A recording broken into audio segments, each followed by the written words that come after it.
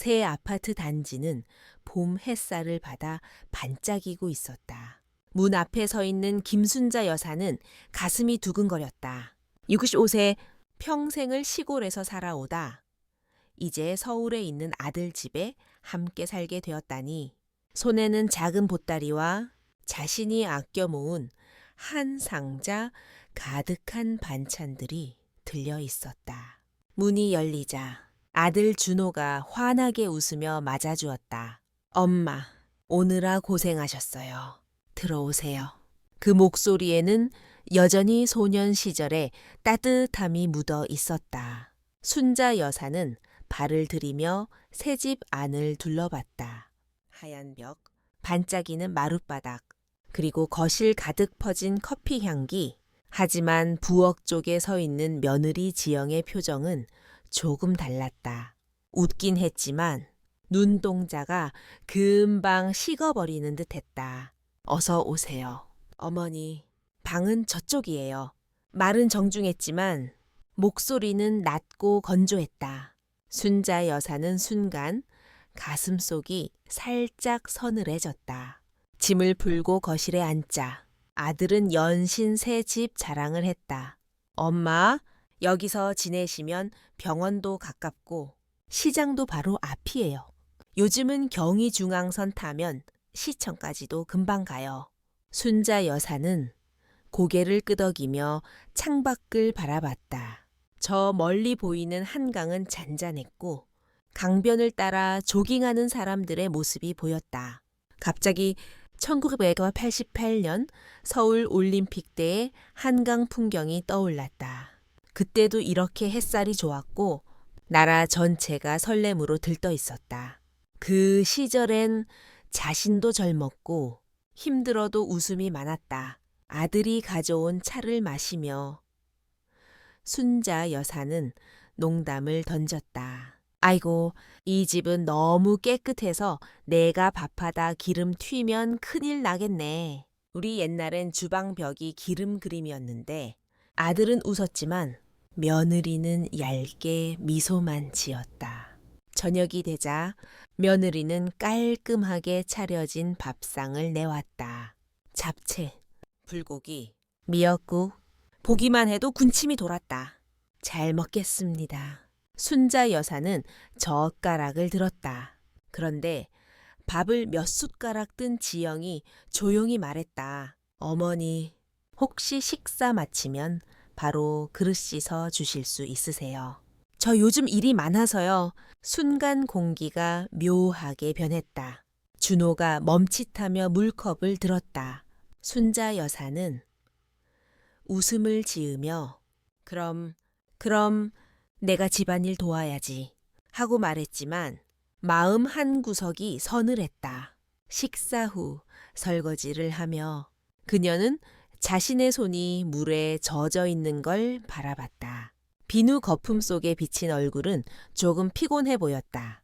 나이가 이 집에 온 건 함께 살며 서로 의지하려고였는데 밤이 되어 방으로 들어온 그녀는 오래된 앨범을 꺼냈다. 결혼 초 시어머니와 함께 웃고 있는 사진이 있었다. 그때의 자신은 시어머니에게 잘 보이려고 매일 새벽에 일어나 밥을 지었고 힘들어도 말 한마디 불평하지 않았다. 그땐 참 어렸지? 그녀는 중얼거렸다. 밖에서 며느리와 아들의 대화가 들려왔다. 엄마가 오신 건 좋은데 괜히 생활 패턴이 깨질까봐 그래도 우리 엄마잖아. 조금만 이해해. 순자 여사는 이불을 당겨 덮으며 눈을 감았다. 한강의 야경이 창문 너머로 번져 들어왔다. 빛은 아름다웠지만 그 속에서 그녀의 마음은 어딘가 먼 곳을 바라보고 있었다. 그리고 그 순간 부엌에서 들려오는 냉장고 소리가 이상하게 크게 느껴졌다. 마치 누군가의 한숨처럼 집 안 공기 속에 길게 울려 퍼졌다. 다음 날 아침 부엌에서 나는 냄새가 순자 여사를 깨웠다. 된장찌개가 보글보글 끓는 소리와 함께 고소한 향이 방 안으로 스며들었다. 그녀는 서둘러 일어나 부엌으로 향했다. 아이고, 지영아, 내가 할 걸 왜 혼자 했니? 지영은 시계를 보며 짧게 대답했다. 저 출근해야 해서요. 밥은 식탁에 있으니까 드세요. 식탁 위에는 반찬 몇 가지와 국이 놓여 있었다. 그러나 밥은 조금 식어 있었고 반찬은 예쁘게 담겨 있지만 양이 적었다. 순자 여사는 숟가락을 들다가 잠시 멈췄다. 옛날 시골에서 가족이 다 같이 둘러앉아 먹던 아침이 생각났다. 그때는 밥솥을 열면 김이 확 올라오고 어머니가 직접 담근 김치와 보리밥이 식탁을 가득 메웠다. 그 순간 손자가 졸린 눈을 비비며 부엌으로 들어왔다. 할머니, 저 계란 프라이 먹고 싶어요. 그래, 잠깐만 기다려.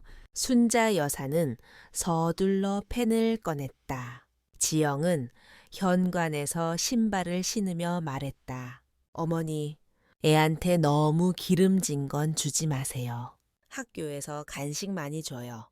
그 말에 순자 여사는 잠시 멈칫했지만 이내 웃으며 대답했다. 알았어. 그럼 기름 조금만 할게. 손자와 아침을 먹으며 그녀는 조심스럽게 물었다. 학교 재밌어. 손자는 계란을 먹다가 고개를 끄덕였다. 응. 근데 우리 선생님이 말했어. 바다를 한 번도 안 가본 애들은 꼭 가보라고. 나 바다 가본 적 없어. 순자 여사는 그 말에 가슴이 철렁 내려앉았다. 자신이 어릴 적에는 매년 여름이면 동해나 남해로 갔었고 바다에서 모래성을 쌓으며 하루를 보내곤 했다. 그녀는 잠시 고민하다가 주말에 손자를 데리고 바다에 가야겠다고 마음먹었다. 하지만 머릿속 한구석에서는 며느리가 뭐라고 할까 하는 불안이 스쳤다. 점심 무렵 혼자 집에 있던 순자 여사는 TV를 켰다. 채널을 돌리다 다큐멘터리 프로그램에서 1919년 3.1 운동에 대한 이야기가 나왔다. 태극기를 흔들며 거리로 나선 수많은 사람들의 모습이 화면에 가득했다. 그녀는 그 장면을 보며 어린 시절 학교에서 배운 기억을 떠올렸다. 유관순 10사라는 이름과 그 용기 있는 행동. 그때의 사람들도 가족을 생각했겠지. 지키고 싶은 게 있었으니까 그녀는 혼잣말을 했다. 그때 현관문이 열리더니 지영이 들어왔다. 어머니, 오늘 일찍 들어왔네요. 응, 일이 조금 일찍 끝났어요. 그런데 TV에서 3.1 운동 이야기를 하더라고요. 우리 손자한테도 알려주면 좋을 것 같아. 지영은 대충 고개를 끄덕이며 가방을 소파에 놓았다. 네, 알겠어요. 그 반응은 짧고 무심했다. 순자 여사는 괜히 더 말하면 잔소리처럼 들릴까봐 입을 다물었다. 그 대신 주방으로 가서 저녁 준비를 했다. 오늘은 자신이 직접 찌개를 끓이고 전을 부쳐보기로 했다.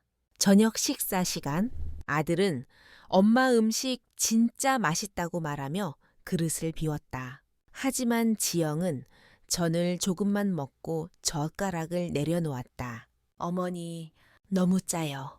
다음에는 소금 조금만 넣어주세요. 그 말에 순자 여사는 순간 웃음을 잃었지만 억지로 미소를 지었다. 그래, 다음엔 조금만 넣을게. 그날 밤 방에 누운 그녀는 한참 동안 잠이 오지 않았다. 바다 이야기를 꺼낼까 말까 고민하다가 결국 내일 아침에 말하기로 마음먹었다. 밖에서는 아들과 며느리가 낮은 목소리로 대화를 나누고 있었다. 엄마가 오래 계시는 게 좋긴 한데 집안 분위기가 좀 바뀌잖아.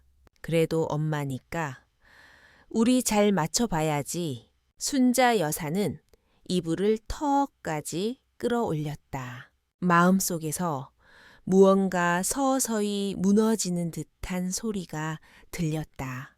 그리고 창밖에는 밤하늘에 은하수가 흐르고 있었다. 어린 시절 시골 마당에서 보던 별빛과는 다르게 도시의 별은 희미했지만 그녀는 그 빛 속에서 묘한 위안을 느꼈다. 아침 햇살이 창문을 세우며 들며 방 안을 은은하게 밝혔다. 순자 여사는 천천히 눈을 떴다. 부드러운 이불의 감촉은 좋았지만 마음 한구석은 여전히 무거웠다. 오늘은 꼭 손자와 바다 이야기를 해야겠다고 마음먹었다. 부엌으로 나가니 지영이 이미 커피를 마시고 있었다. 지영아, 이번 주말에 우리 현우 바다 구경 시켜줄까 해. 어릴 때 한 번도 못 갔다며 지영은 커피잔을 내려놓으며 미묘하게 웃었다. 어머니, 요즘 애들 바다보다 학원 가는 게 더 중요해요. 주말마다 수업이 꽉 차 있어요. 그 대답에 순자 여사는 말문이 막혔다. 그래도 한 번쯤은 가족끼리 좋은 추억 만들어야 하지 않겠니? 지영은 짧게 한숨을 쉬었다. 그건 아들이랑 상의하세요. 저는 학원 일정 바꾸기 싫어요. 그 순간 오래전 기억이 스멀스멀 떠올랐다. 순자 여사가 며느리였을 때 시어머니는 무뚝뚝했지만 가족 여행에는 늘 적극적이었다. 그 시절엔 경제적으로 넉넉하지 않아도 아이들이 뛰어놀고 웃는 모습을 보면 피곤이 싹 풀렸다고 했다. 그때의 자신은 그런 말들을 귀담아 듣고 힘들어도 따라갔다. 순자 여사는 거실로 가 앨범을 꺼냈다. 낡은 표지 속에는 젊은 시절의 가족 사진들이 빼곡히 들어 있었다. 시골 마당에서 남편과 나란히 앉아 있던 모습, 어린 준호가 바닷물에 발을 담그며 소리치던 순간, 사진을 한 장 한 장 넘길수록 지금의 현실과 대비되는 장면들이 마음을 파고들었다. 점심 무렵 현우가 학교에서 돌아왔다. 책가방을 던지듯 내려놓고 게임기를 켰다. 현우야, 잠깐만 와봐. 할머니가 옛날 사진 보여줄게. 손자는 마지못해 다가와 사진을 보더니 웃으며 물었다. 할머니, 여기 어디예요? 여긴 속초야. 우리 아빠가 네의 나이였을 때 갔던 바다야. 현우의 눈이 조금 커졌다. 진짜 파라다. 나도 가보고 싶다. 순자 여사는 속으로 결심이 강해졌다. 그래, 며느리가 뭐라 해도 이번엔 내가 데리고 가야겠다. 그날 저녁 식탁 분위기는 어제보다 더 조용했다. 준호가 회사에서 늦게 들어와 피곤한 표정으로 밥을 먹고 있었다. 순자 여사는 조심스럽게 입을 열었다. 준호야, 이번 주말에 엄마가 현우 데리고 속초에 다녀오면 안 될까? 하루만이라도. 준호는 젓가락을 멈추고 지영을 바라봤다. 지영은 바로 고개를 저었다. 어머니, 저희 일정이 있어서 힘들어요. 다음에 하시죠. 다음, 맨날 다음이네. 순자 여사는 웃으며 말했지만 목소리 끝이 떨렸다. 그 순간 TV에서 뉴스가 나왔다. 서울 근교에서 1930년대 사진전 개막이라는 소식이었다. 흑백 사진 속 사람들의 표정은 진지하면서도 묘하게 따뜻했다. 순자 여사는 무심코 말했다. 저 시절엔 다들 어렵게 살아도 얼굴에 힘이 있었네. 그러자 지영이 가볍게 웃으며 대꾸했다. 그땐 카메라도 귀해서 웃을 겨를이 없어서 그런 거예요. 그 말에 준호가 눈치를 살폈지만 순자 여사는 아무 말도 하지 않았다. 대신 그날 밤 서랍 깊숙이 넣어둔 편지지를 꺼냈다. 거기엔 그녀가 친구에게 쓰다 만 편지가 있었다. 이 집에 온 지도 달이 지났어. 처음엔 설렜는데 요즘은 내 자리가 어딘지 잘 모르겠어. 내 목소리가 작아지고 내 웃음도 줄었어. 순자 여사는 펜을 들어 몇 줄을 더 쓰다. 다시 접어 넣었다. 편지를 보관하는 손끝이 조금 떨렸다. 창밖에는 봄비가 내리고 있었다. 빗방울이 창문을 두드리는 소리가 오래된 기억 속에서 들리던 파도 소리와 겹쳐졌다. 그녀는 눈을 감고 속초 바닷가의 찬 공기를 떠올렸다. 그 바다는 아직도 그곳에서 그녀를 기다리고 있는 것만 같았다. 다음 날 순자 여사는 평소보다 일찍 눈을 떴다. 창문을 열자 봄바람이 부드럽게 방 안으로 스며들었다. 며칠 전부터 마음속에 품고 있던 생각이 다시 떠올랐다. 그동안 모아둔 돈을 조금 꺼내서 준혼의 생활비에 보태야 하나.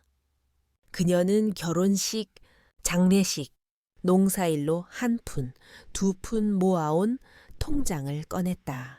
금액은 크지 않았지만 자신이 늙어 병원비나 급할 때 쓰려고 지켜온 돈이었다. 그래도 내 아들이 어려움 없이 살면 좋지. 아침 식사 후 아들이 출근 준비를 하는 동안 그녀는 부엌에서 조용히 차를 끓였다. 준호야, 오늘 저녁에 잠깐 얘기 좀 하자. 엄마가 줄 게 있어서. 아들은 의아한 표정으로 고개를 끄덕였다. 네, 알겠어요. 그날 오후 순자 여사는 빨래를 널고 거실로 돌아오던 중 안방 문이 살짝 열려 있는 걸 보았다. 안에서 며느리 지영의 목소리가 들려왔다. 여보, 어머니가 뭘 주신다는데 혹시 집 팔아서 나온 돈 남겨둔 거 아니야. 준호의 목소리가 낮게 따라왔다. 그건 아닌 것 같은데. 그래도 엄마 돈이면 우리가 받아도 괜찮지 않나? 괜찮긴 뭐가 괜찮아? 나중에 형제들한테 뭐라 들으면 어쩌려고. 게다가 그런 돈은 쓰다 보면 금방 없어져. 순자 여사의 발걸음이 멈췄다. 심장이 쿵 하고 내려앉았다. 그녀는 문 앞에 서서 한참 동안 움직이지 못했다. 그 말들이 계속 머릿속을 맴돌았다. 내가 준다 해도 이렇게 생각하는 거구나. 그녀는 조용히 뒤돌아 방으로 들어왔다. 통장을 서랍 깊숙이 밀어 넣으며 갑자기 손끝이 차가워졌다. 창밖을 보니 구름이 몰려와 하늘이 어두워지고 있었다. 마치 자신의 마음을 닮은 듯했다. 저녁이 되어도 그녀는 돈 이야기를 꺼내지 않았다. 대신 밥상을 차리며 평소보다 더 조용히 움직였다. 엄마, 아까 말한 건 준호가 조심스럽게 말을 꺼내자 순자 여사는 손사래를 쳤다. 아니야, 별거 아니었어.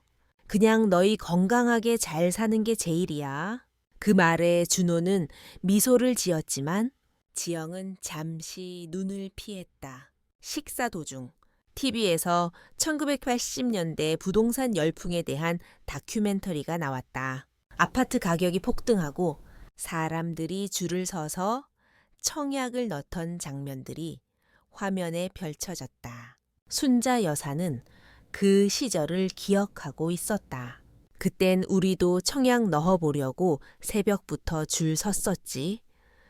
근데 번호표 받지도 못했어. 그녀의 목소리에는 씁쓸한 웃음이 섞였다. 그 순간 손자 현우가 물었다. 할머니, 그때 집은 얼마였어요? 그때는 지금이랑 비교도 안 되게 쌌단다.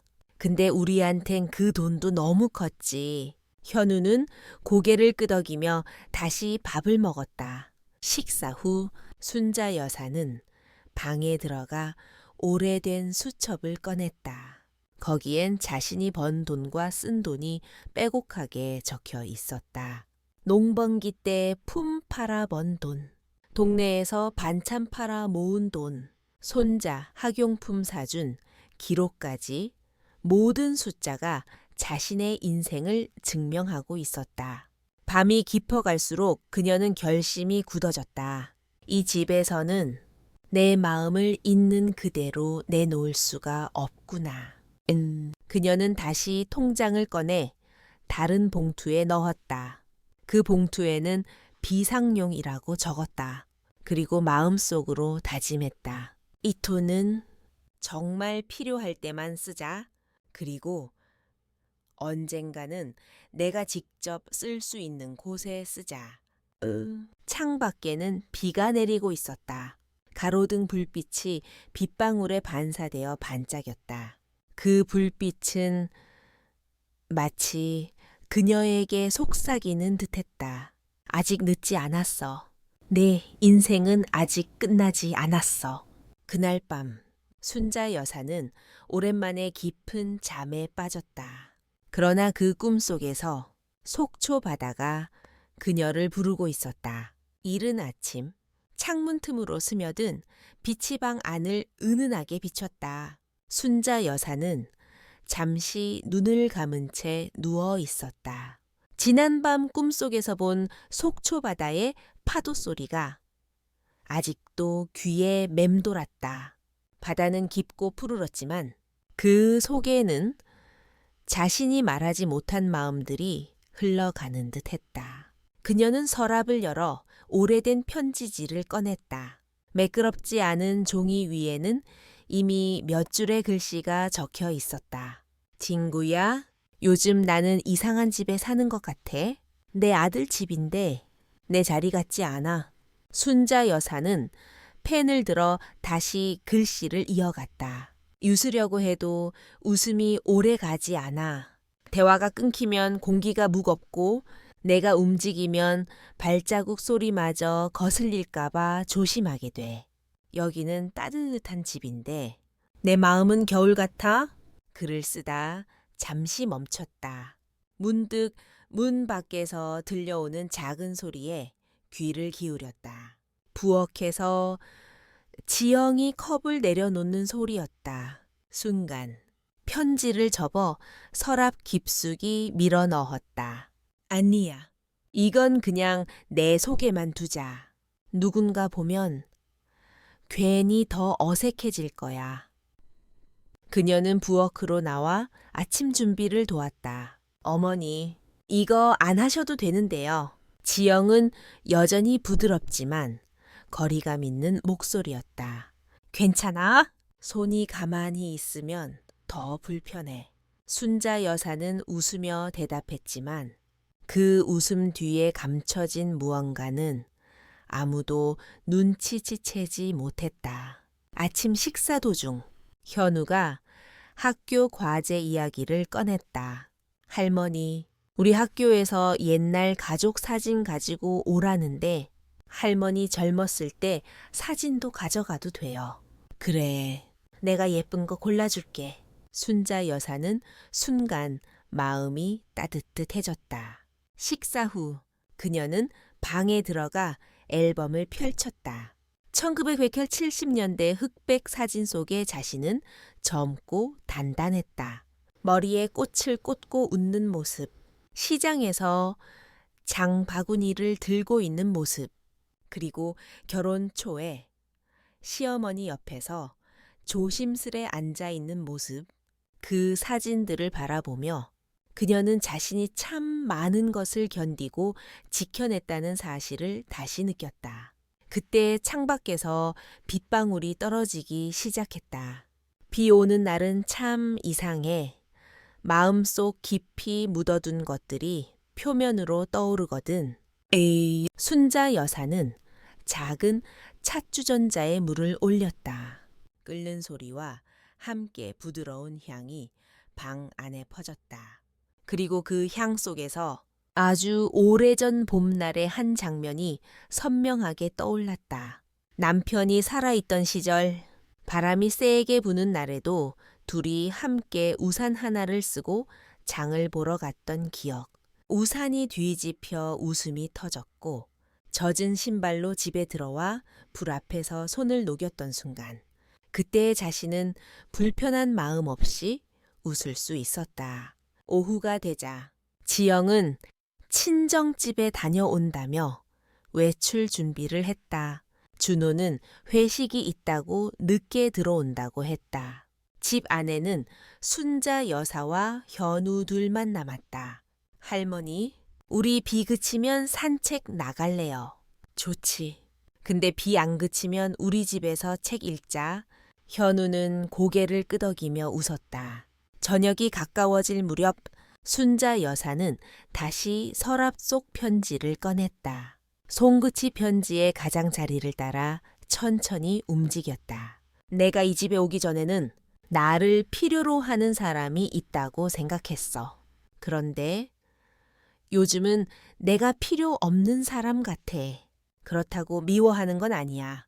그냥 내가 없어도 아무렇지 않은 듯 해서 그녀는 글씨를 한 줄 더 쓰려다 멈췄다. 그리고 펜을 내려놓았다.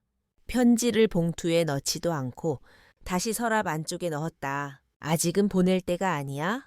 아니, 아마 평생 보내지 않을지도 몰라. 창밖에는 여전히 가느다란 비가 내리고 있었다. 가로등 불빛에 젖은 골목이 은빛으로 빛났다.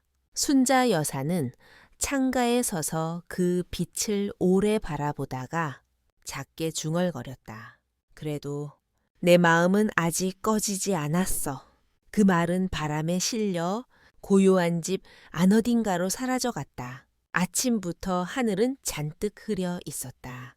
구름이 낮게 깔리고 창문에 부딪히는 빗방울 소리가 일정한 박자로 이어졌다. 순자 여사는 작은 주전자에 물을 올리고 현우를 위해 따뜻한 코코아를 만들 준비를 했다. 할머니, 오늘 학교 일찍 끝나요. 비 오니까 우산 꼭 가져오세요. 알았어. 우리 현우 우산도 챙기고 옷도 두껍게 입고 그녀는 손자의 머리를 쓰다듬으며 미소 지었다. 점심 무렵 집안은 고요했다. 지영은 친구를 만나러 나갔고 준호는 회사에 있었다. 순자 여사는 거실 TV를 켰다. 우연히 교육 채널에서 1919년 3.1 운동에 관한 다큐멘터리가 방영되고 있었다. 화면 속에는 독립선언서를 낭독하는 장면, 태극기를 흔들며 만세를 외치는 군중들, 그리고 경찰에게 끌려가는 학생들의 모습이 담겨 있었다. 그녀는 숨을 고르며 화면을 똑바로 바라봤다. 저때 사람들은 목숨을 걸고 나섰지 집에 돌아오지 못할 걸 알면서도 혼잣말이 나왔다. 현우가 학교에서 돌아오자 순자 여사는 코코아를 내밀며 말했다.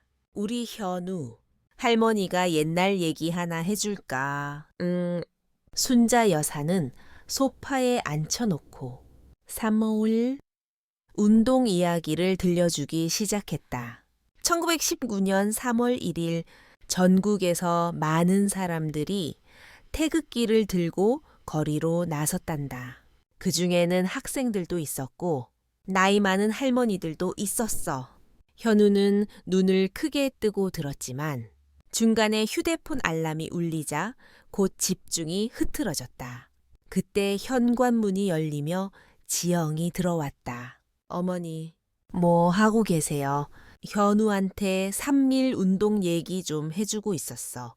이런 건 알아두면 좋으니까. 지영은 쇼핑백을 내려놓으며 고개를 끄덕였다. 네, 근데 요즘 애들은 역사 이런 거 학교에서 다 배워요. 너무 길게 말하면 지루해해요. 순자 여사는 짧게 웃으며 대답했다. 그래도 집에서 들으면 더 기억에 남을 수 있지.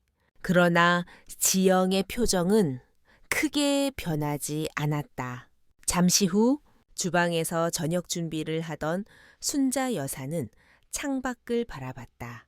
비는 여전히 굵게 내리고 있었고 골목의 가로등 불빛이 빗물에 번져 반짝였다. 그 빛을 보니 오래전 남편과 함께 장을 보고 돌아오던 비 속의 장면이 떠올랐다. 젖은 옷을 걸어두고 부엌 아궁이에 불을 피우며 웃었던 그 시절. 저녁 식탁에는 생선 조림과 김치전이 올랐다. 준호가 젓가락을 들며 말했다. 와, 오늘 저녁 진짜 맛있네. 순자 여사는 기분이 좋아져 웃었다. 하지만 지영은 생선을 한 점 먹고 물을 들이켰다. 어머니, 조금 짠 것 같아요. 다음엔 간 조금만 줄이면 좋겠어요.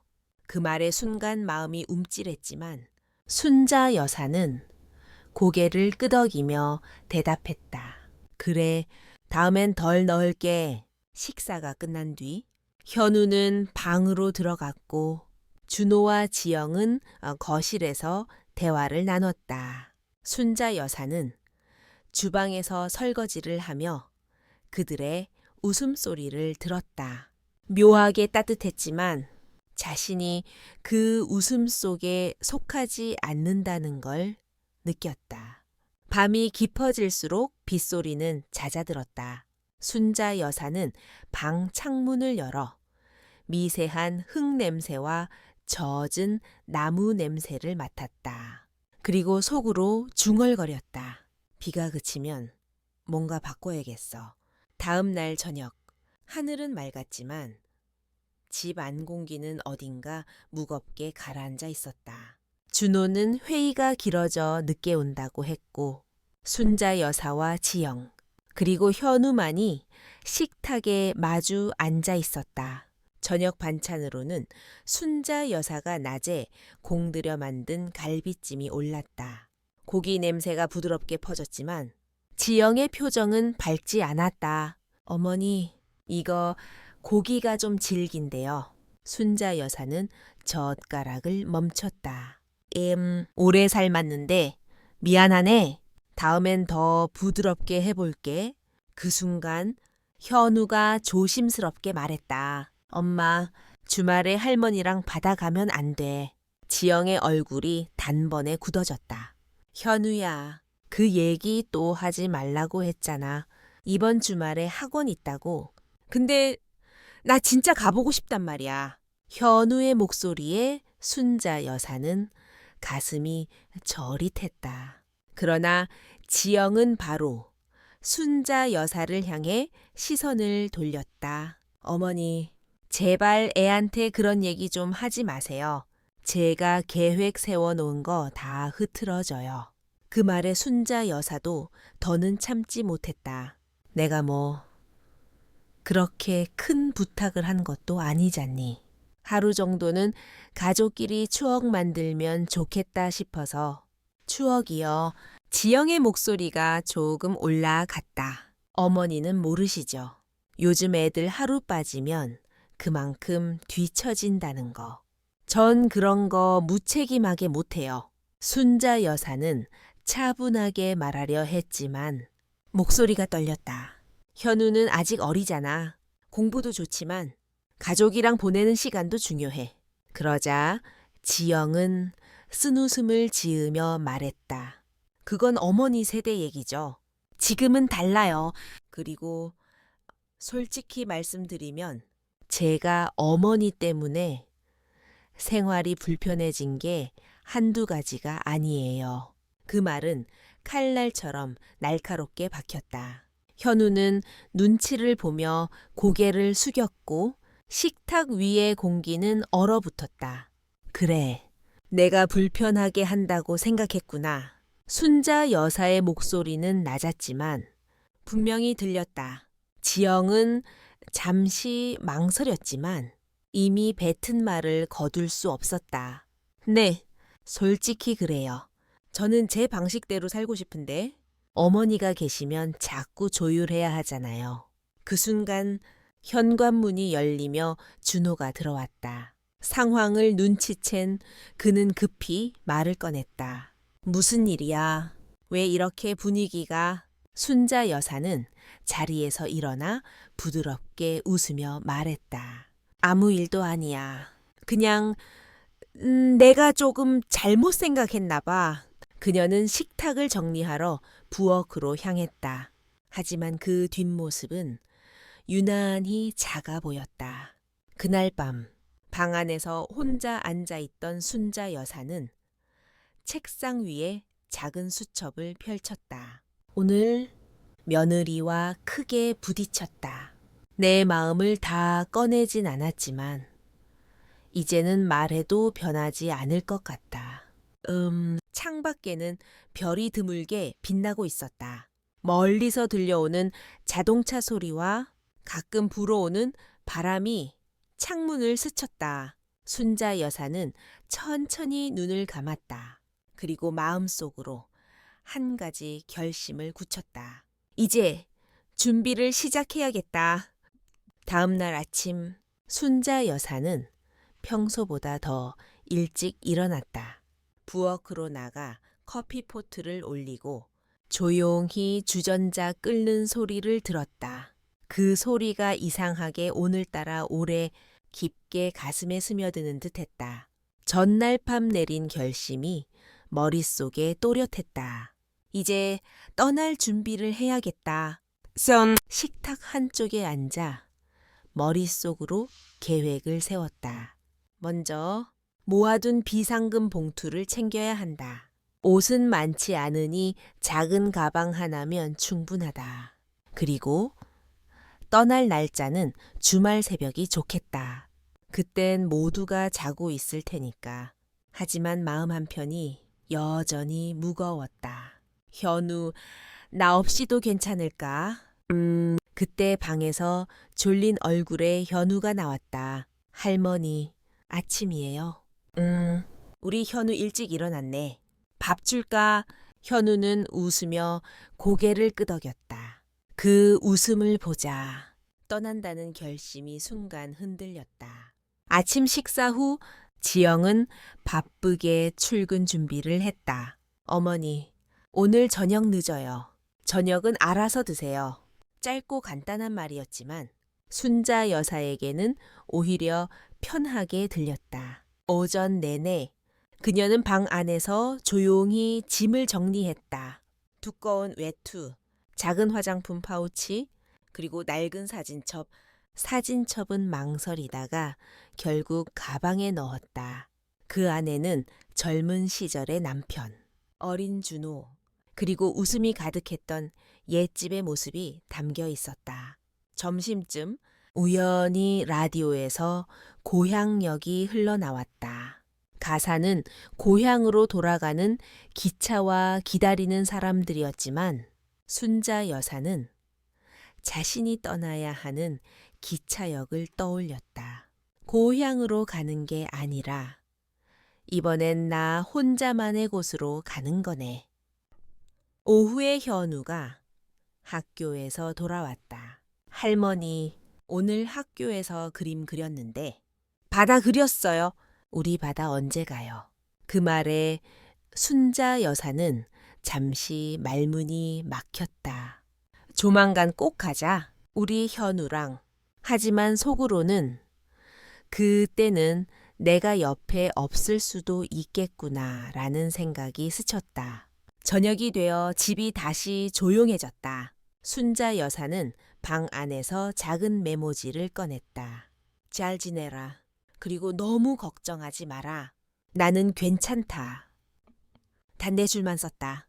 긴 편지를 쓰면 마음이 약해질까봐 가방을 문 옆에 세워두고 봉투 속 현금을 한 번 더 확인했다.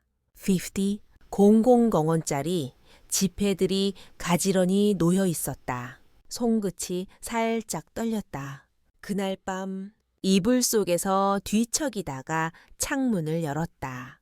차가운 바람이 얼굴을 스쳤다. 멀리서 기차 경적 소리가 들려왔다. 마치 누군가가 부르는 듯한 소리였다. 이제 정말. 그러나 눈을 감는 순간 현우가 웃으며 할머니하고 부르던 목소리가 또렷하게 들렸다. 그 목소리가 떠나는 발걸음을 붙잡는 듯 했다. 토요일 새벽, 아직 동이 트지 않은 시간. 순자 여사는 부엌 불을 켜고 조용히 밥을 안쳤다. 오늘이 이 집에서 보내는 마지막 밤이 될 거라는 걸 스스로 다짐했기 때문이다. 그래, 그냥 평범한 하루처럼 보내자. 대신 저녁은 내가 준비해야지.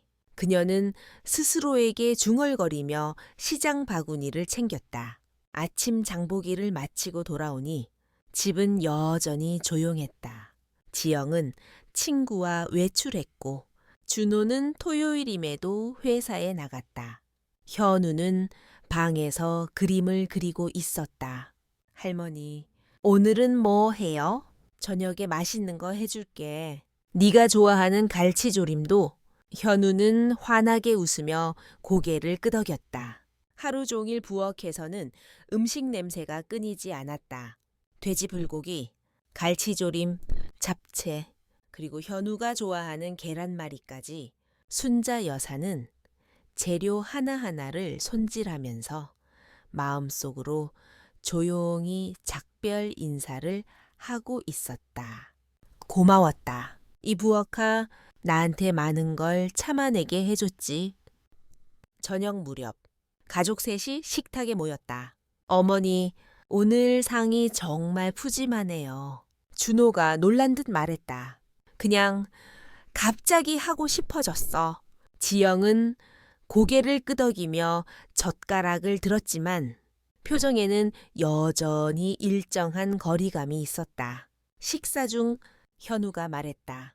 할머니, 이거 진짜 맛있어요. 매일 이렇게 먹으면 좋겠다. 순자 여사는 그 말을 들으며 웃었지만 가슴 한쪽이 시려왔다. 미안하다. 우리 현우야. 매일 이렇게 해줄 수가 없을 거야. 식사가 끝나고 순자 여사는 식탁을 정리하며 봉투 하나를 꺼냈다. 그 안에는 짧은 메모가 들어 있었다. 잘 지내라. 너무 걱정하지 마라. 나는 괜찮다. 편지를 식탁 위 그릇 옆에 살짝 올려두고 가족들이 보지 못하게 작은 접시로 덮어두었다. 밤이 깊어지자 순자 여사는 현우 방 문을 살짝 열어보았다. 아이는 깊이 잠들어 있었고 작은 손이 이불 밖으로 나와 있었다. 그녀는 조용히 그 손을 감싸쥐었다. 잘 자라. 항상 건강하게. 그 목소리는 바람처럼 가벼웠다. 가방을 메고 현관으로 나섰다. 문을 열기 전 잠시 뒤를 돌아보았다. 거실 조명은 꺼져 있었고 부엌에서 풍기는 음식 냄새가 아직도 공기 속에 남아 있었다. 문이 닫히는 순간 가슴이 먹먹해졌다. 하지만 발걸음은 멈추지 않았다. 아파트 복도를 지나 계단을 내려오니 밤 공기가 서늘하게 폐 속으로 스며들었다. 문 앞에 서서 마지막으로 숨을 깊게 들이마신 그녀는 속으로 말했다. 이제 나만의 길을 가야겠다. 그리고 골목 끝으로 천천히 걸음을 옮겼다. 기차는 새벽 안개를 가르며 천천히 달리고 있었다. 순자 여사는 창가 자리에 앉아 바깥 풍경을 바라봤다. 흐릿한 창 너머로 보이는 들판과 작은 마을들, 그리고 멀리서 점점 가까워지는 바다 냄새. 속초역에 도착하자 차가운 바닷바람이 얼굴을 스쳤다. 오래전 남편과 함께 걸었던 그 길. 그때와는 다르게 발걸음은 느리고 조심스러웠지만 마음속 어딘가가 서서히 풀리는 느낌이었다. 작은 게스트하우스에 짐을 풀고 곧장 해변으로 향했다. 모래 위에 발을 디디자마자 바닷물의 차가운 촉감이 발끝을 감싸왔다. 파도 소리는 부드럽지만 힘이 있었다. 그래, 너는 여전히 여기 있었구나. 그녀는 마치 오래된 친구에게 인사하듯 바다를 바라봤다. 해변 근처에는 아침 시장이 열려 있었다. 갓 잡아 올린 생선이 진열되어 있고 상인들의 목소리가 힘차게 울려 퍼졌다. 그 활기찬 풍경 속에서 순자 여사는 오랜만에 살아있다는 기분을 느꼈다. 점심은 작은 국밥집에서 먹었다. 주인 아주머니가 뜨끈한 국밥을 내오며 말했다. 혼자 여행 오셨어요. 네, 그냥 바람 좀 쐬러요. 잘 하셨어요. 혼자만의 시간이 꼭 필요할 때가 있죠. 그 말이 순자 여사의 마음속 깊이 들어왔다. 오후에는 해변 근처 벤치에 앉아 노트를 꺼냈다. 나는 지금 속초바다 앞에 있다. 떠나오길 잘했다고 생각한다. 미움 때문에가 아니라 나를 잃지 않기 위해서였다. 떠남도 사랑의 한 형태라는 걸 이제야 조금 알 것 같다. 노트를 덮고 고개를 들어 하늘을 바라봤다. 햇빛이 구름 사이로 새우며들어 바다 위에 은빛 길을 만들고 있었다. 그 길 위로 갈매기들이 날아갔다. 순자 여사는 속으로 조용히 기도했다. 저 길 끝에서 나와 내가 사랑한 사람들이 언젠가 다시 웃으며 만날 수 있기를. 왜? 바닷바람이 그녀의 머리칼을 스치고 지나갔다. 그 순간 마음속 응거리가 조금씩 녹아내렸다. 밤이 찾아오자 바다는 낮과는 다른 표정을 하고 있었다. 잔잔하게 일렁이는 물결 위로 달빛이 내려앉아 은빛을 뿌렸다. 순자 여사는 게스트하우스 작은 창가에 앉아 차를 마셨다. 그녀는 오늘 하루를 떠올렸다. 떠나기 전의 불안과 두려움, 그리고 바다 앞에서 느낀 해방감. 그래, 인생의 어느 시점에서는 나 자신을 위해 결정을 내려야 하는 거야. 창밖에서 파도 소리가 잔잔하게 들려왔다. 그 소리는 마치 오래전부터 알고 지낸 자장가 같았다. 숨을 깊게 들이마시자 마음이 서서히 가라앉았다. 잘했어, 순자야. 이제 너의 시간이다. 그녀는 조용히 눈을 감았다. 파도 소리가 귓가에서 멀어지고 대신 깊고 평온한 침묵이 찾아왔다. 그리고 그 침묵 속에서 그녀는 비로소 자신이 안전하다고 느꼈다.